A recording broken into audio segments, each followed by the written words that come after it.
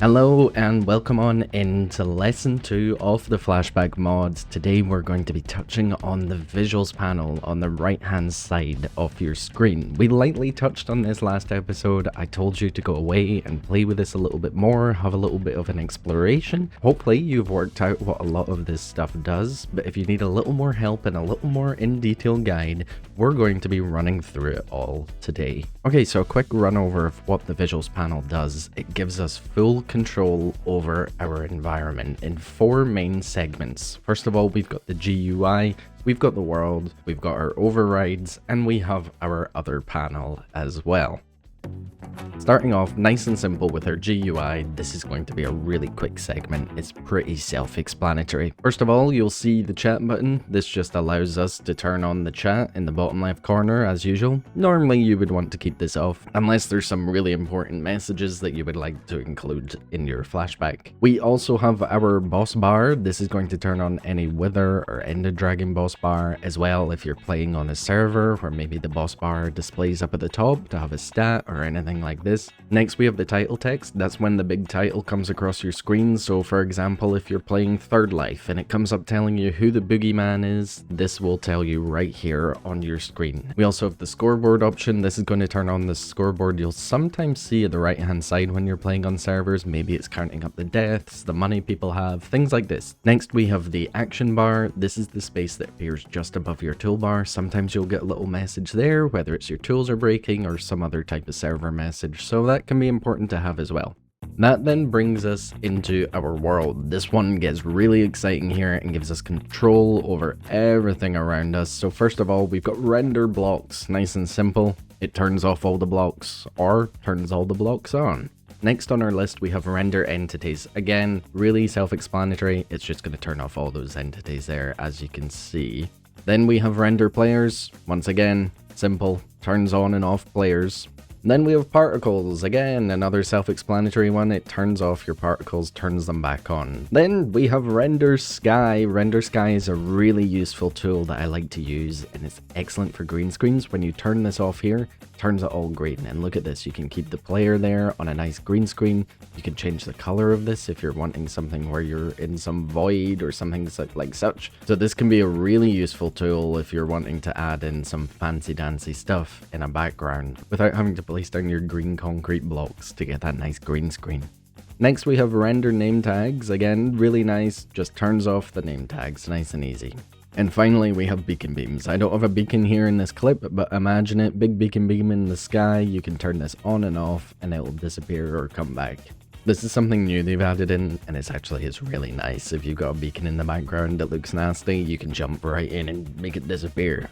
Next we have the overrides. We've got a few options here, and these genuinely are my favorite things in the visual panel. We've got override fog. You can see where the fog starts and ends, which is excellent for those nice foggy cinematics. Look at this, gorgeous. We can then override the fog color as well here, so you can change this around however you'd like. Maybe we'd like to make this like super orangey. I'm in the desert here, right? So we can make this cool and orange, maybe a darker orange. There we go. Look at that. You have full control over it. It's excellent.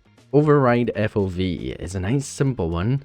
Here we just get to control the FOV. This is great for zooming in. It's great for if you want a long shot that feels nice and close to the character as well. If we had this at normal, yuck.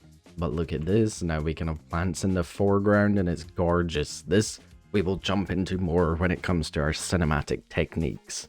Override time, again, nice and simple. We have a slider here where we can control what time of day it is. You can turn it night, you can turn it sunrise, sunset, whatever you would like. Night vision is super self-explanatory. There you go, you see the difference. You're turning on night vision for your camera if you want it. We also have our weather override, so we can choose exactly what type of weather it is. Not great, because I'm in a desert. We can change it to clear in a click of a button there, and hey, you want a sad little moment, then let's turn it to rainy and nasty and disgusting. Then we have these 2 camera options. I wouldn't necessarily put these in the overrides here. They're a bit out of place, but these can be helpful. So we've got our camera shake. You see the camera is shaking. We've got the frequency. So how fast is it shaking there, or how often? And then we have our amplitude as well. So how far is it shaking? You want it really shaky but slow? And you can do that. You want it really fast but small shakes? Like an earthquake? There you go. It's all about having a play around with this and seeing what works best. The best example of using this would be in my Ender Dragon fight for my single player world. We use this a lot to show like the fierceness in the dragon as it blows out its breath and as I'm running and the panic that's in it all. Once again, we'll touch on how to perfectly use these and when to use these in a future lesson where we touch on these cinematic type of things. Camera roll. Camera roll is a really fun one. It's not one I often use, but as you slide along, you can turn your camera sideways or upside down if you really like. This can be fun. It can be used in a correct manner. Maybe, you know, you want like a big drone shot where you're coming down into the world, and as you do, the camera maybe like tilts down like an aeroplane on us. This isn't exactly smooth. Let me show you. So I've set it up really simple here. We have one camera at the start, one camera at the end. The second one is a lot closer up. So if we jump to that here, we're real close. And if we jump back to this one, it's on an angle here. Weirdly enough, this doesn't have like a keyframe thing. You kind of need to embed it in when you're placing your camera down. But when I click play here, you'll see that it'll start to roll itself back out. Something I would love to see is to get the camera roll its own track down here at the bottom so we can control the keyframes a bit better. But just bear in mind, if you're doing this, have your camera roll set whilst you're setting your camera keyframe itself.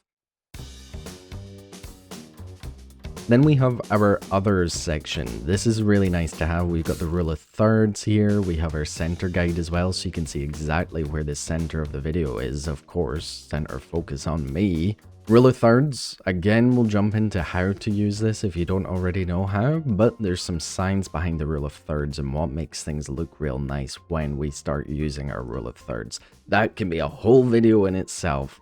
And we have our camera path here. This is just going to turn these boxes on and off. So if you want to fly around without being bombarded with green and yellow boxes, then you can turn those off. We can change our aspect ratio as well. So say you want to change that, we can change it right down. We can get different type of styles. You know, you want something like this, then cool, yeah, go for it. Because we're posting on YouTube a lot of the time, I tend to stay away from this. The aspect ratio of the video doesn't really matter. You can come in editing and make it look like it's got a different aspect ratio. But here you can see there's multiple options, so we can hide it right underneath all of these here if you'd really like. We can fill this whole area. Yeah, have a play around. And finally, we have the disable server resource packs. This one I don't touch. If we have a resource pack on the server, I'm using it every day, so why would I change it? Maybe there's some reason you would want to turn it off. I believe this is a new option they've added in, so clearly someone out there wants it. But there you go, that's how you turn it off.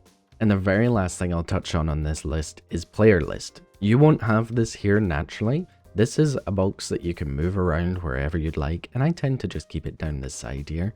But to get access to this, you come up to your top left corner, third option along, it says player list.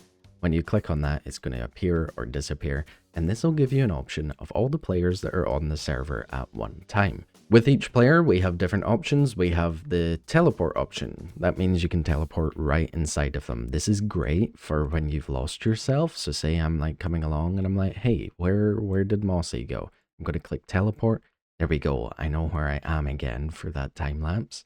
We also then have our hide player. This is very similar to rendering players where you turn them off and on, except it's a bit more specific. So I can turn off one player at a time. Then finally we have spectate as well. It's a bit buggy, but when you click on it, you're going to be able to see.